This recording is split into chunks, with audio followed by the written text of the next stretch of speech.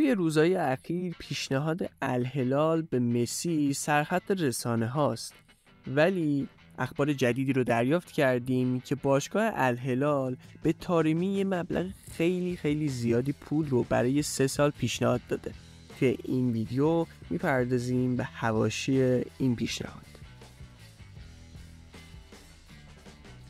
به دنبال انتشار پیشنهاد باشگاه الهلال عربستان به مهدی طارمی مهاجم ایرانی باشگاه پورتو، این خبر از روز گذشته بازتاب خیلی گسترده‌ای توی ایران و پرتغال و البته عربستان داشته و حتی رسانه‌های کشورهای دیگه هم به اون ورود کردن.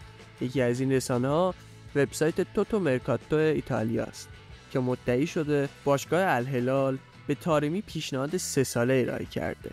طارمی تا تابستون 2024 با باشگاه پورتو قرارداد داره و گفته میشه حق فسخ قرارداد این مهاجم 60 میلیون یوروه.